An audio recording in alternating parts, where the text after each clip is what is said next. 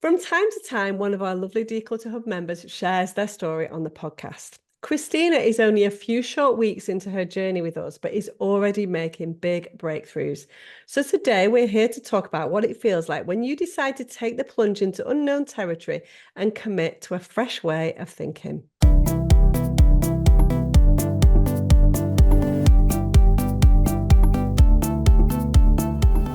You're listening to the Declutter Hub podcast, bringing you tried and tested, no-nonsense tips and advice from the leading experts in decluttering and organising your home. Now here's your host, Leslie Spellman.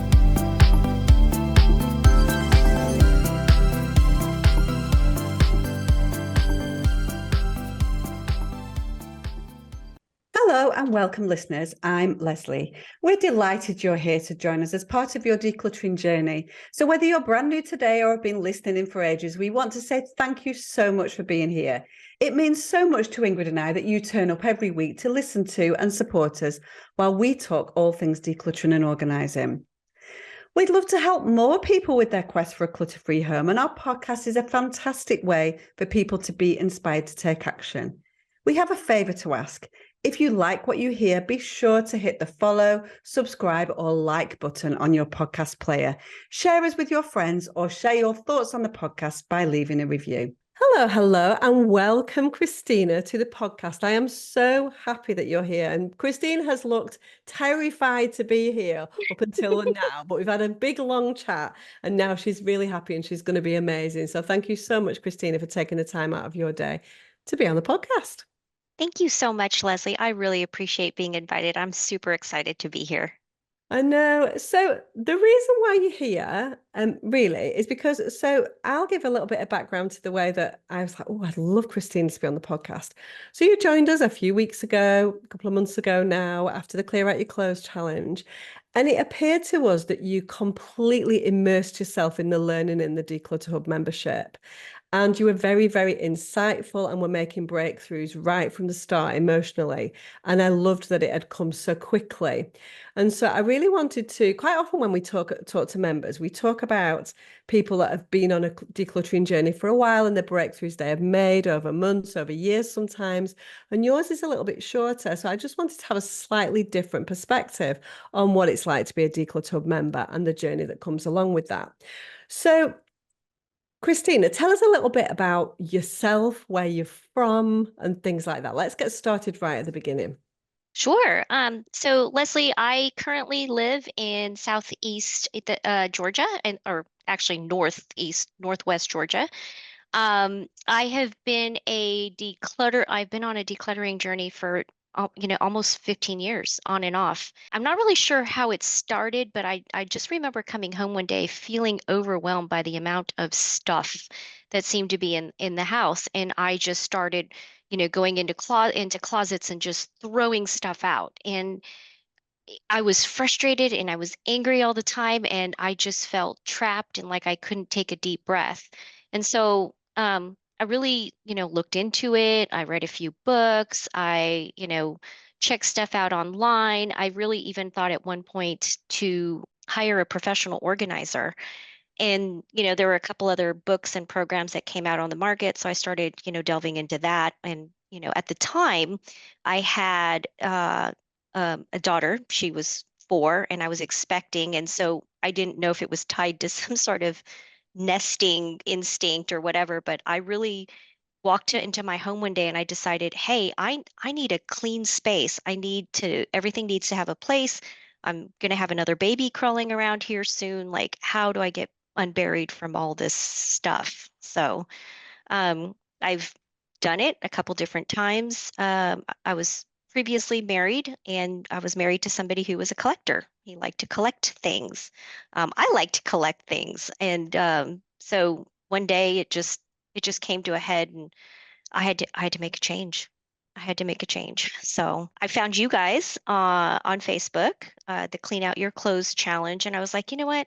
Let me do this. I mean, I know I've done it before, but I'm looking at my closet and it's not overstuffed or anything like that. But I just feel like there's locked energy here. There's pent up energy that just needs to be released. And so I said, go into it with an open mind. Yes, you've done it before, but go into it and see if you can pick up any new tidbits of information. And I did. I mean, I loved that, you said, hey, listen, don't take everything out and try to sort through it. Like, let's go and organize it. Let's put everything together, like with like, and then let's do it at section at a time. And I love that you and Ingrid were so loving and supportive. It was like you were a friend trying to be encouraging rather than some sort of drill sergeant coming in and saying, nope, doesn't fit, throw it away. Nope, doesn't look good on you, throw it away. It's you really worked on like, why are we holding on to this? Or, that type of thing. So Yeah, I think it's important for us to try and to get the information to come from you rather than from us. We can guide you down a certain thing, and we know logistically what works. We know what becomes overwhelming for people, but it's all about your journey really rather than ours. And I think that's the important thing. So you've talked about the fact that you've been on a decluttering journey for some time. So how old is your daughter now? Just to put in 18, perspective. So she's 18 18. now, and you've got Yeah. another child as well, right? Yes. My son is 14. He'll be 14 next week. Right, okay. So you're right in the throes of teenagehood. And I believe Yes. your daughter's about to flee the nest and go off to college, right? Yes. So in there comes a transition all of its own that you and do you feel ready for that? And do you feel like the stuff is a part of that? Yes, actually, I do feel ready. I mean, I think I've known their whole lives that if I do my job right, they should want to leave me. I fully expect to hold on to yearbooks and awards and a few stuffed animals and maybe some treasured items. They both know that our long-term goal is not to stay in this big house and keep their bedrooms as museums for them, but it's also their home, and wherever we go, that will always be their home. And actually, the challenge came at the right time because she ended up finishing high school and graduating, and I said, well, we're going to have to pull out the stuff that you want to take with you to university, and then we'll deal with the rest of it. And then at the same time, coincidentally, we decided to change the carpet. So it really sort of expedited all the Yeah. things because we needed to pick everything up. And she spent 3 to 5 days going through everything in her room. And she said, okay, Mom, this is the stuff I don't want. This is the stuff that I want to keep in my room. And this is the stuff I want to keep, but I don't necessarily want to keep it in my room. Do we have a space for it? And I said, yes, let's go through it. And I was surprised. She was able to part with a great many, I would say, sentimental items. And when I asked her about it, because I wanted to understand, do you feel pressured to get rid of this stuff because we're doing this? Or, are you tired? Are you, and she said, nope, I kept the one thing from this event that I did or this time in my life. I kept the one thing. And she said to me, and this was very insightful, if I hold on to everything, nothing will be special. And I was like, wow, okay. This is my 18-year-old Yeah. coming to grips with her things and her attachments, and we boxed them up and let them go. And So it's a really good thing that you've done that at this time because this is we talk about transitions all the time and those transitional things that happen in life and this is a wrench, and Ingrid is going through the same yes, thing right now as well because her son's just on his way to uni. So I think that it's a big thing, and you actually your instinct as a mother then or as a parent is not necessarily to want to let those things go at this stage because you want to kind of preserve what went before, and thinking that it's all about the stuff because it's certainly one of the toughest things that I've gone through. I remember it, it's hard, yes, you know what I mean? But I think for your daughter to have that insight and for you to be sort of brave enough to go through that process with her now will reap dividends in the future. So well done for doing that. But please don't feel that now she's 18 that she's like, that's it. Because honestly, like it's yeah, just I'm still going strong, like still going strong with these kids at 28 and 25 and 21. So you kind of almost feel, I think that as a parent, you kind of think if I get them to 18, then it's kind of not job done almost, but you've done your bit right. and then it's over to them. But honestly, it just carries on. And the problems get bigger, let me tell you, the adult problems. But yeah, but it's nice. But the stuff is a different thing because it does then sometimes become it starts to become a little bit of resentment sometimes with the stuff. I've still got with my eldest son is just about to buy a house, and I cannot wait to be able to offload those boxes that have been like waiting here for years. I'm like, when's the house coming so I can move them? So I think so you're right in the middle of a transition, which is an interesting time to do it as well. Yeah, what I'm finding is even though I have studied and read and tried different things, and I'm very familiar with like the emotions attached to things and the decluttering and so forth and so on. When I joined the challenge, I really leaned in. I really, because I had the time and space to do that, I really leaned in and I got clear on what I wanted from for that particular challenge, my wardrobe. I mean, I'm very blessed question mark or blessed exclamation point, I'm not sure, but I have a big wardrobe. I have plenty of space, and my partner, he needs this much space, so the rest of the closet is mine. I mean, I could fill it up if I wanted to, and I think I did. And so when I said, listen, you're going to have to go through this because for the last 7 years, you've not had to wear any of these things and you keep holding on to things just in case. So I thought I could do it in the 5 days. I couldn't. At the time, our air conditioner upstairs broke down, and there was no way I was going up there Yeah, exactly. during that time. So during that time, though, I did make a mental list. I wrote down some questions. I wrote down some statements. I literally took a whiteboard and say, okay, does it fit? Does it look good? Is it flattering? Do you like it? When was the last time you wore it? And I went through that process probably twice. And I finally got my closet curated to where I feel really good about the progress. And then I repeated it with folded clothes, and I repeated it with shoes. And it's been very eye-opening. Like when you actually open these things and look at them, and maybe the ones that you know that you wear, you set those aside, save yourself some time. The absolute no's, don't even look twice at it and just and let it go. And then there was a pile, and it was a bigger pile than I thought of maybes. And the one thing that I think about and I read about on the forum and all these other things is, what if I regret giving it up, right? I think that's common. Would you say that in your Yeah, profession you absolutely, of run into course. that? And I can tell you, in my 15 years, there has only been one dress that I wish I had held on to. And the reason I got rid of it was because my post baby body did not fit into it. Now, 3 years later, I could have gotten back into it. But here's the thing, and the dress was still in style. But the thing is would I have wanted to wear it again? And so I figured, thousands of items probably, okay, maybe not thousands, but hundreds of items that I've gotten rid of over the last 15 years. And there was only one that I regret. And I don't even want to say regret. It was just the one that keeps popping up. Yeah, it keeps popping up in your mind. I Yeah. think it's a really interesting point that you raised there, and I want to talk about that a little bit, Christine. You talk about the Sure. fact you've got a sizable home with a nice big closet, and should you then make different decisions? So if you are somebody in a smaller property with less space to work with, are the decisions actually any different?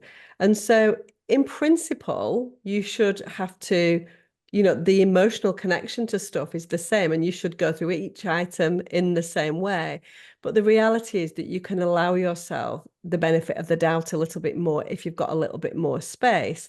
But it's Yes. still worthwhile not trying to fill every closet in your house. It's okay to have empty drawers. It's okay to have empty cupboards. And that's something that people need to tune into. If you've spent a lifetime with a lot of stuff, with stuff where it's kind of stuffed to the drawers and closets, or stuffed to the rafters a little bit, it can be really disconcerting for a lot of people to see a drawer space and not to fill it. And so that's something that we have to then lean into that with our teaching and say it's okay to have empty Right. spaces. It's okay to only have your 50% of your closet full. And that might be a goal to work towards in the future for sure. But it's interesting thoughts because people think, oh, there's not a problem because I've got space. And actually, you still need to take a step back and go, but do I actually want it? Am I wearing it? All those things that you mentioned that you when you went through after the challenge, all the questions and stuff that you wrote down so meticulously. I think those are the things. I just wanted to just lean into that a little bit. Yeah. So you've been on a decluttering journey for quite a few years. So what part of it? So I think you're quite tuned in to your emotional connection to clutter, and that's definitely a journey that you're going on at the moment. So, which of the emotions that you've got do you find most difficult, or what sort of part of the decluttering process do you feel has been the most difficult for you? Oh, great question. Parting with items that are sentimental and or aspirational. Okay. So, for example, you know, by the way, I need a section on accessories in Okay. the library. Okay. Scarves, hats, purses, sunglasses. I know I could probably deal with those in the same way I deal with jewelry, but um, I pulled out all my scarves, and I don't know why I have probably 25 scarves. And I can tell you, I probably wear a scarf 5 times a year. So why do I have 25, right? And that was one of the things that I went through. So, your question was what's the toughest one? And it's aspirational and sentimental. So a few of the things that I held on to because they were gifts. And I'm going through the phase now. I'm like, am I still in touch with this person? Does this gift still hit me in the right way? Could somebody else use it? I have a scarf that one of my distant aunts knitted for. She knit it. Well, here's the crux. She knitted it because she picked up knitting and she saw me one day and said, "Here's a scarf." So she didn't even really knit it for me. So, like really grinding down to the crux of the emotions has Yeah. been eye-opening for me. My ex-husband picked up a scarf for me that I love, but I don't wear it because it's too short. And so like it's been on the maybe pile for, 3 days now. And I keep having all these emotions like, well, he's given me other lovely things. He probably doesn't even remember that he got this scarf for me, and I don't wear it because it's too short. So like, let me release it and give it to somebody who can use it for somebody, you know, but that's what I'm really struggling with. And then on the aspirational side is like, if I have this vision of what I want my wardrobe to be, which is, kind of a classic chic with a little, maybe athleisure kick to it. Scarves don't fit into that. Yeah. They really don't. I mean, there might be like a Chanel scarf that I hold on to that would fit into that, and there might be like one that keeps me warm in the winter time, but I certainly don't need 25. So that's right Yeah, where I'm stuck right now. yeah, it fits very much into what you were talking about before. We were talking about if you've got space for it. And the thing with things like accessories, belts, Mhm. scarves, sunglasses, hats, they don't take up a lot of space typically. So therefore people go, oh, well, I'll just keep it anyway because it's not really causing any major problems in the same way that, a pair of shoes would cause more problems because that the Sure. volume of that is different. And so that's why, it's things like that are actually, once you start working on them, are actually quite straightforward because once you get into the mindset of, I'm only going to keep what I truly want and love and all those things that you've gone through, the emotional side of things, it's actually quite straightforward. A lot of stuff will go. Do you know what I mean? Because they are things that we've typically held on to. Things like socks are exactly the same. We actually keep on Hmm. to socks for that reason. So, no, that's really interesting. That's where you were. So how does your emotional connection stuff manifest mostly in physical clutter? So you've talked about scarves, you've talked about clothes quite a lot. What about other things in your home? So Oh where yeah. where do you see your biggest clutter problems and what emotional connection again with the other stuff in your home is holding you back? Notebooks.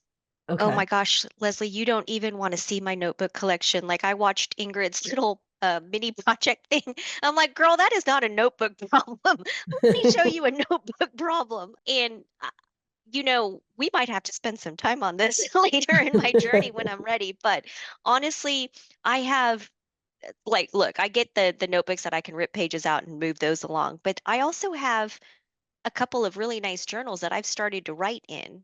And I'm like, oh, does it make sense to rip them out and use them for note paper? So notebooks, because I love pretty paper. I love it. Love, love, love pretty paper. And actually, I have a whiteboard in the other room. I'll take a picture and post it for you. But I, as I'm going through my decluttering process, I actually wrote down a list of things I absolutely do not need more of in notebooks, scarves, jewelry, shoes, black leggings, and paper are all on that list. And so every time I leave the house to go run an errand for something, I make sure I look at that list and say, okay, do not come back into this house with any of those things, because it's really to reinforce the good habits that I've been able to acquire and hone in on right now. It has absolutely changed my buying habits. That's Um, brilliant. And I this think, program. the interesting thing about that is that it's a kind of almost like a reverse intentional shopping. So we talk a lot about intentional shopping and, making a list of what you should buy. But yours is almost a reverse, isn't it? Which is right. I need to make sure I've got that mental note before I leave the house of what I can't buy. Really, really important. So you've done your inventory. We talk about it a lot with shopping and things like that. So you've done your inventory. You know exactly what you've got, and you know what you don't need. And you need to go through that process of understanding what you need to know what you don't need and what you've got too much of. Obviously, you can pare Oh down yeah. what you have, but if it's useful, so Mhm. things like toiletries, things like food, it's going to come in.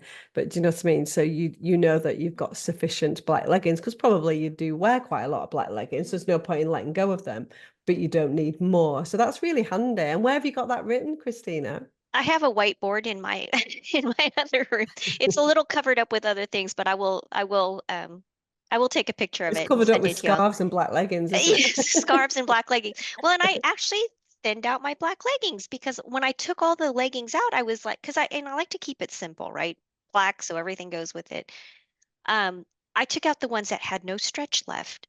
Took out the ones that I know that every time I have to adjust myself. I took out the ones that really don't look good on me. Like there's some weird design on it, and I got rid of it, because I am blessed to have a washing machine and dryer in my house that I can do these things with. And it's 100 degrees out here, so I could actually hand wash them and hang them to dry. So, you asked me about how all of this stuff has kind of changed my thinking or manifested itself. And it's like, you make do with what you have. And the other thing too is I take better care of these things now because I have less of them to take care of, right? And I am a little bit more grateful for not just the possessions, not just the, endless supply of black leggings, but I just feel more gratitude for where I'm at in my life, right? I'm not exactly where I want to be on a decluttered phase, but I'm like, look at you, you get to do this today. Look at you, you are able to say, hey, I can part with these black leggings. Look at you, you were able to say, okay, you don't wear these shoes anymore. Get rid of those 4-inch heels. You know you're not going to wear them. You know you only want to wear trainers and Birkenstocks, and like be good with it. I kept 2 pairs of high heels that are universal, and they will go with multiple outfits. And ooh, I lied. I think I kept 4 pair, because one is a super cute electric blue suede that I can't find anymore, and I like it. So, but like notebooks, accessories. Let's see. The other area that you guys are going to have to help me with is my papers. I have a ton of papers. I just sold my business. I've got some papers that I've held on to. I work with a volunteer organization, and most of this stuff is kept on my computer, but there are just tidbits of papers and programs that my kids have been in, and so that sort of thing. Like, do I really need to hold on to her fifth grade performance where she was jellyfish number 3? I don't know. I mean, I'm struggling with that, but I know that I know I don't have to deal with that yet, because I'm Yeah, still going through the roadmap. all in good time. So let's go for a quick break, and we'll come back after the break and talk a little bit more about your decluttering journey. Okay, so welcome back, everybody, and welcome back, Christina.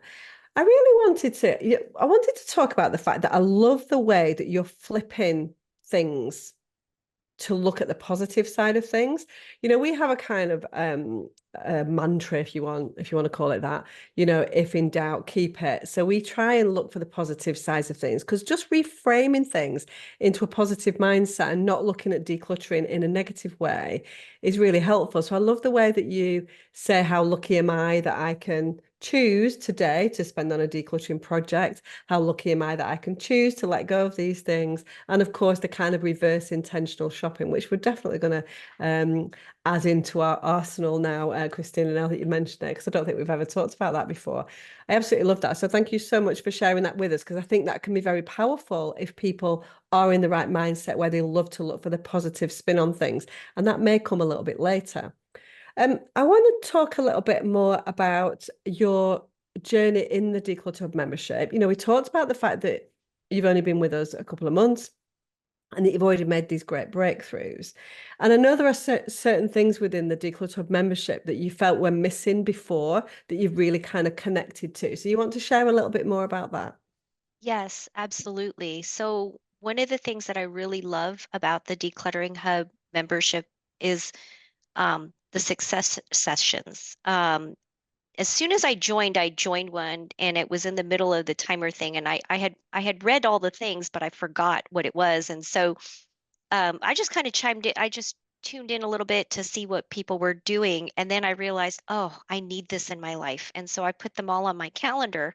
And some of them, Leslie, are 4 a.m. at where I'm at, where you guys do them. I didn't do that one. I didn't make that one, but I do make the 6 a.m. ones. I do make the 8 a.m. ones, and I love that. And what I love about it is there are tasks. I have 5 or 6 tasks that I try to, get done every day when it comes to decluttering. Like I still have my real life and feeding my family and all that, but I try to have like 5. And there's like 2 or 3 that I just keep putting off, or putting them at the bottom of the list, or finding something better to do. And so before every session, I make a list, and then I go on before Roz even asks, and I post what I plan on working on, because there it is in print. But I also know that the community is so loving and supportive that if I had to pivot, there'd be no, recriminations or anything. But the success sessions have been game changing for me. Just let me explain a little bit to anybody Yeah, who doesn't know, who's sure. not in the membership. So a success session is something that we do in the membership. We do them twice a week in a group environment where we literally come together on Zoom and people commit to an hour of work. So 5 minutes at the beginning where people share what they want to work on, 50 minutes of working, and people just go off and do their own thing. And that can be learning something within the Declutter Hub. It can be resetting the kitchen. It can be doing a small decluttering project. It can be paying a bill. It can be gathering your thoughts. It can be deleting emails. People do anything and everything. And so, but mostly home related. And then come back at the end of the 50 minutes and just say, yes, I did it, or no, I didn't. But as Christina says, there's no pressure for anybody to do anything or to deliver. Sometimes life gets in the way and people leave, but they are very powerful in terms of accountability. So if you're that one person where time just kind of hemorrhages away from you a little bit and you need things to be scheduled a little bit more, they're absolutely perfect for that. We have them at different times of the day, days of the week. We also have something called a solo success session as well, which is where you can just use the same timer and work independently at any time that you choose.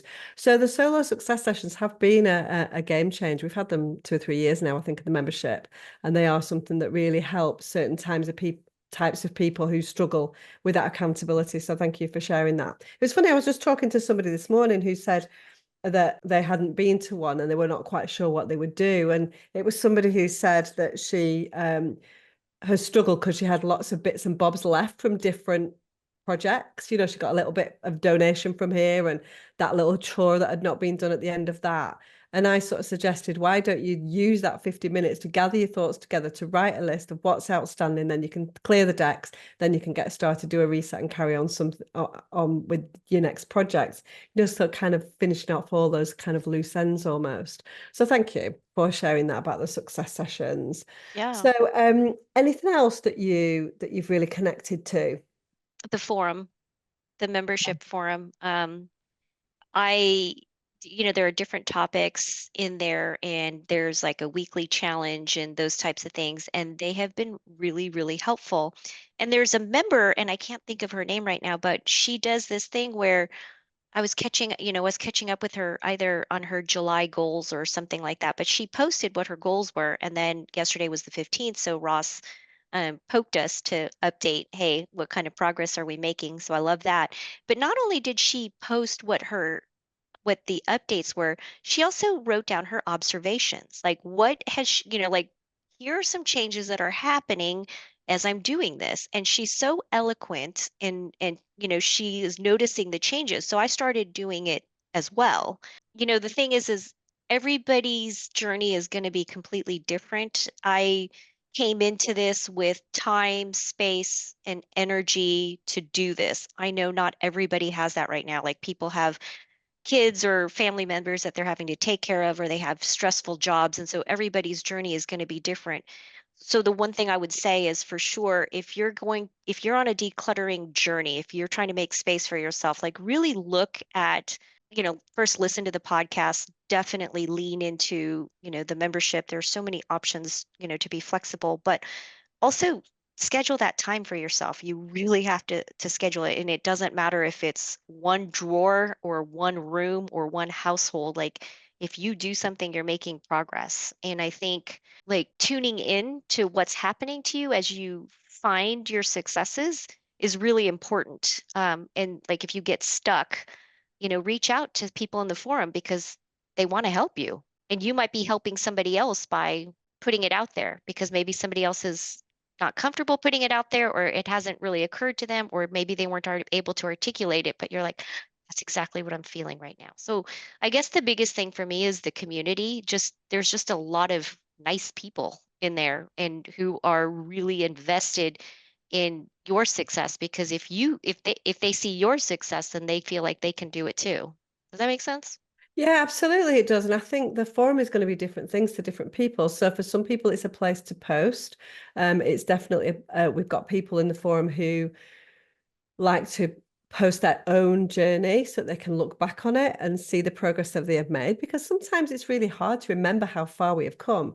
So I think it's useful from that perspective. So we do encourage people to do kind of monthly accountability. Not everybody does it, but some people really love that part of it, and coming back, and love the check-ins from Roz or Ingrid in the middle of the month and the end of the month, saying, how did it go? But there's nobody going, oh, you didn't do that, like, shame on you. It's kind Right. of, I'll just move it forward to the next month, but it just gives you that extra bit of accountability. And it's really about, a lot of the decluttering is about tuning into the bits of the decluttering journey that you've struggled with, and for some people it's the knowledge. And so the whole emotional connection to clutter is brand new. For some people, it's the accountability. For some people, it's the coming to the live sessions and feeling inspired by others. Sometimes people like to come to live sessions and be inspired by Ingrid and I, and learn something, ask questions. And so what we've tried to do is we've tried to do all of the things, many, many different types of learning style, so that some of them land with most people, if that makes sense. So some people like a couple of the things, and you'd be really surprised, actually. Some people love the forum. Some people are like, never go anywhere near the forum, I'm just doing the roadmap. So it's quite interesting to see how people learn and what resonates with different types of people. Now, I know that one of the things that you've done, Christina, which you've done really well, is think about goals. And this was quite a new concept to you in the decluttering world, wasn't it? So how have you Yes. gone about goal setting, and why has that been so important for you? Well, I think I told you guys in the beginning of the journey, I just came home one day, felt a certain sort of way, and started hurling stuff into the trash can, and it was like, well, what was I working towards? Like, what was I doing? Was I trying to clear a path to the closet? And the truth of the matter was I wasn't clear, and so it didn't stick. And so over the years, um, what I've come to realize is, like, hey, I visualize this space where not every corner is, crammed with whatever books, stuff, or whatever.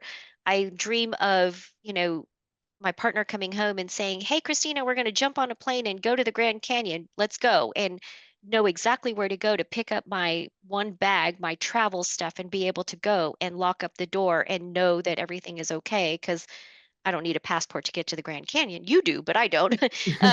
But just that type of thing. I wanted a free life. And so what it was like, okay, well, instead of just going around and tossing stuff, like, what's your goal? What is your idea?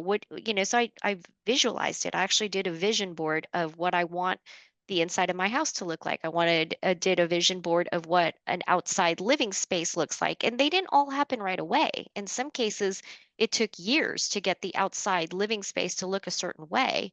I even did a vision board, I'll have to go find it, of what I wanted my laundry room to look like. I wanted to know exactly where the detergent was going to go, those types of things. I'm a smidgy of a perfectionist, and I have a touch of OCD, so I'm trying to work with that and good enough. Like I'm working on good enough. So but it wasn't enough to say I want my laundry room to be clean. I had to say my ideal laundry room is yellow because it feels like sunshine. It has a flat space for me to fold my clothes right then and there. So I'm not trying to haul it all over the house trying to, find those things. My laundry room will only store my washing machine, my dryer, the things that I need to clean my clothes and nothing else. And, I had to move on. I want this outdoor living space to be somewhere where at least 6 people can sit and, put their feet up, or we can turn on the fire table.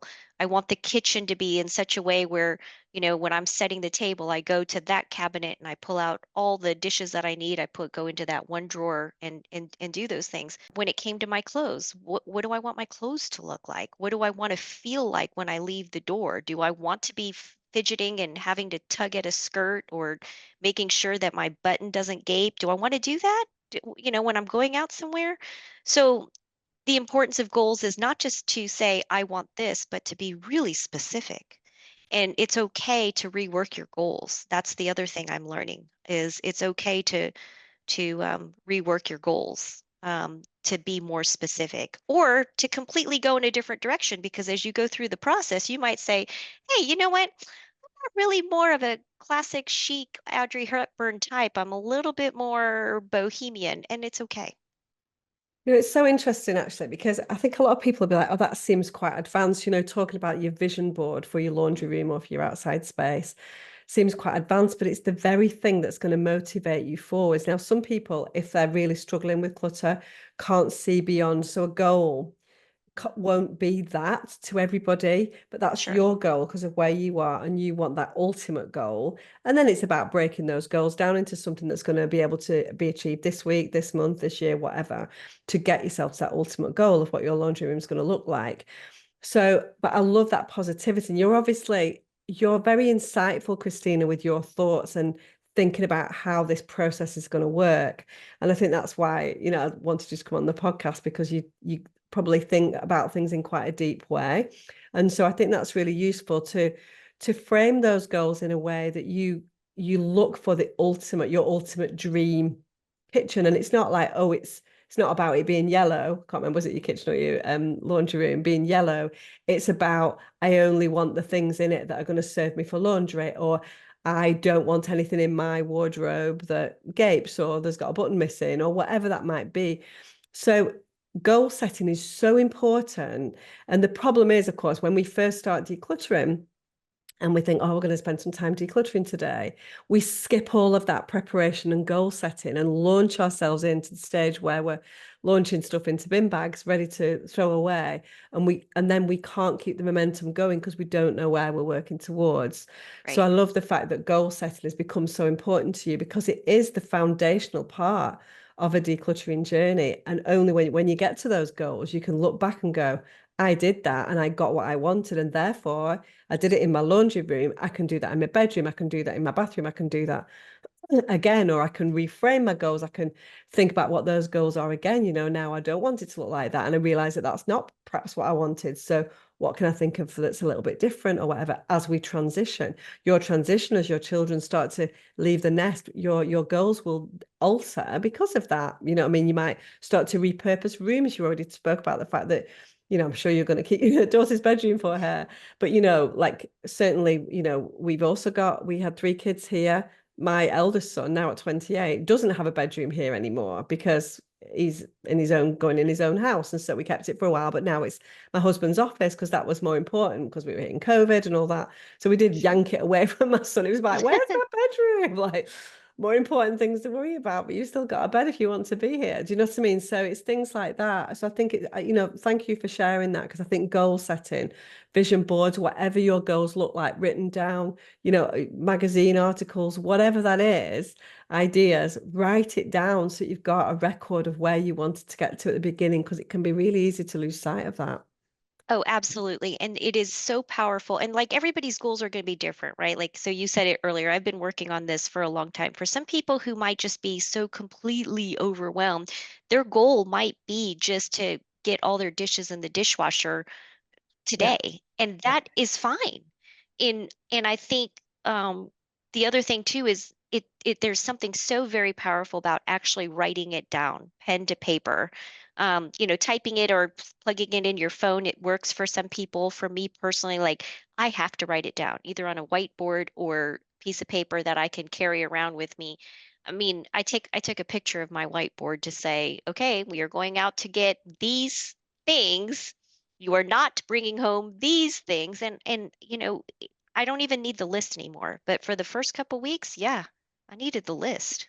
Brilliant. And it's so important to just go at this at your own pace. And if you come to us, I say us like I'm part of the group now, but if you come to us in the forum and you ask for help, I'm going to give it to you, and I'll give it to you in whatever level you want, because I know that without the support that I get from members in there or anywhere else, it's not going to happen.